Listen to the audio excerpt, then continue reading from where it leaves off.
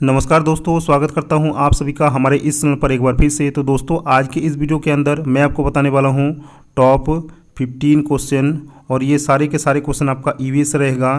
तो दोस्तों, वैसे तो मैंने बहुत सारे नोट्स और बहुत सारे टॉपिक आप लोगों को पढ़ा के रखे हैं। तो अगर आप लोग इस 15 क्वेश्चन में से अगर आप लोग सही से 10 या 12 क्वेश्चन का भी सही से जवाब दे पा रहे हैं, तो आप समझ लीजिए कि इस बार का जो ईवीएस का सब्जेक्ट में 30 नंबर का जो प्रश्न रहेगा वो गारंटी है कि आप 25 से ज़्यादा तक का स्कोर कर सकते हैं।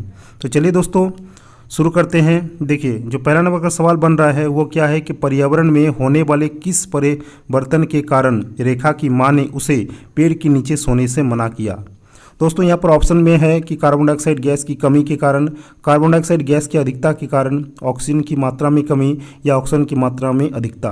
दोस्तों, इस क्वेश्चन का जो राइट आंसर बन रहा है वो हो जाएगा दोस्तों कार्बन डाइऑक्साइड की अधिकता। दोस्तों, हम सभी को पता है कि रात के समय पेड़ जो है वो कार्बन डाइऑक्साइड ज़्यादा मात्रा में छोड़ते हैं, जिसके कारण उससे हम लोग को ऑक्सीजन नहीं मिल पाता है, हम लोग का दम भी घुट सकता है और हम लोग का सांस भी रुक सकता है। इसीलिए हमें मना किया जाता है कि पेड़ के नीचे नहीं सोने का। तो चलिए दोस्तों, देखते हैं सेकंड नंबर में क्या है। सेकंड नंबर में कि पर्यावरण अध्ययन के शिक्षकों को निम्न में से किस पर ध्यान देना चाहिए। किस पर ध्यान देना चाहिए? बच्चे के दृष्टिकोण पर, अभिभावकों के विचारों पर, प्रयोगों एवं उदाहरण पर, या पुस्तकों एवं परीक्षाओं पर। दोस्तों, ये आपका रॉन्ग हो जाएगा, क्योंकि पुस्तकों एवं परीक्षाओं पर नहीं, ये आपका नेगेटिव पॉइंट बन रहा है।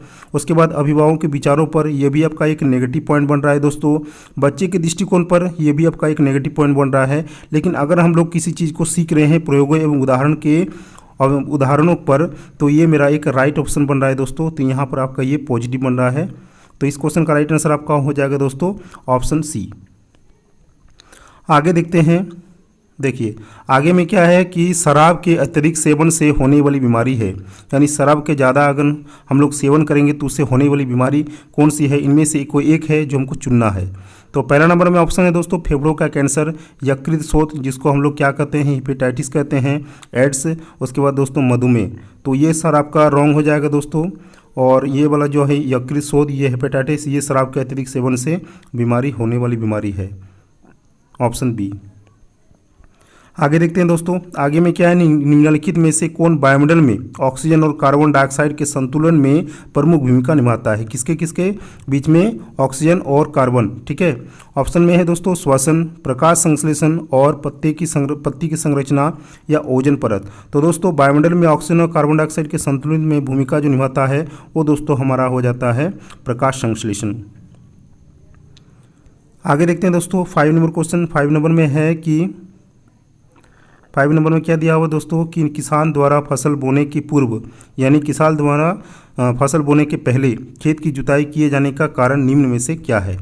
खेत को उन लोग पहले जुताई करते हैं, इसका कारण क्या है दोस्तों?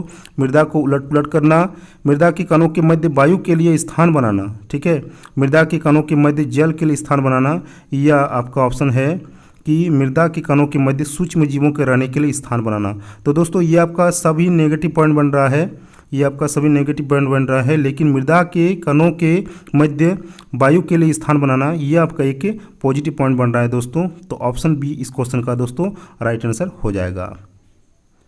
आगे देखते हैं। आगे है आपका रीढ़ वाले जंतु। रीढ़ वाले जंतु इनमें से कौन है? खरगोश है, गिलहरी है, सर्प है, या दोस्तों ऊपर सभी। तो मैं आपको बता दूं दोस्तों कि रीढ़ वाले जंतु ये सभी को है, और ऑप्शन डी इस क्वेश्चन का राइट आंसर हो जाएगा दोस्तों ऑप्शन डी। आगे देखते हैं। आगे में क्या है 7 नंबर क्वेश्चन। 7 नंबर में है कि निम्न में से कौन सी पर्यावरण अध्ययन की पाठ्य पुस्तक विद्यार्थियों के लिए उपयोगी होगी? ऑप्शन में है गतिविधियां इकाई के अंत में उपलब्ध हो, गतिविधियां अध्याय के अंत में उपलब्ध हो, या गतिविधियां प्रकरणों के साथ हो, गतिविधियां पाठ्य पुस्तकों में अलग अलग स्थानों पर हो।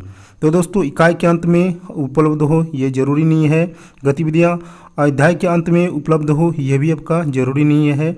लेकिन गतिविधियां अगर प्रकरण के साथ हो, यानी उदाहरण के अगर साथ हो, तो ये मेरा काम का एक चीज़ होता है। तो ये आपका पॉजिटिव पॉइंट बन रहा है दोस्तों। तो इस क्वेश्चन का राइट आंसर आपका हो जाएगा गतिविधियां प्रकरण के साथ हो। 8 नंबर क्वेश्चन। 8 नंबर में क्या है दोस्तों, चलिए देख लेते हैं। 8 नंबर में है कि शिक्षकों को निम्न में से किसके आधार पर विद्यार्थी के डिसलेक्सिया समस्या की जानकारी प्राप्त होगी? डिसलेक्सिया किससे संबंधित है यानी कह रहा है। पढ़ने से संबंधित है, बोलने से, सुनने से या बोलने एवं सुनने दोनों से। तो दोस्तों डिस्लेक्सिया जो होता है वो आपका पढ़ने से संबंधित जानकारी प्राप्त होती है। तो ऑप्शन ए इस क्वेश्चन का दोस्तों राइट आंसर यहाँ पर बन रहा है।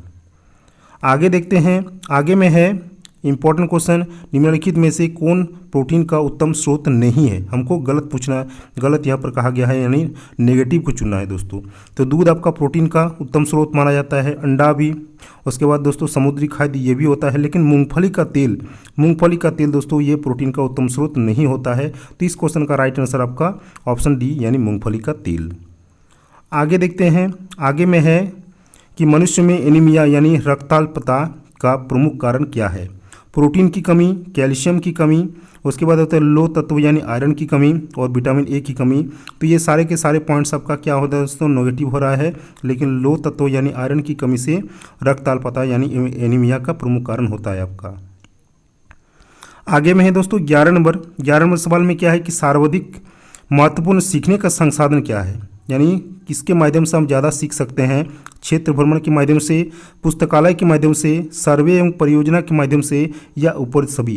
यानी पर्यावरण अध्ययन सीखने का जो सबसे महत्वपूर्ण संसाधन है दोस्तों, तो वो क्या क्या हो सकता है। ये आपका ये भी हो सकता है क्षेत्र भ्रमण, ये एक आपका पुस्तकालय भी हो सकता है, एक आपका सर्वे एवं परियोजना भी हो सकता है।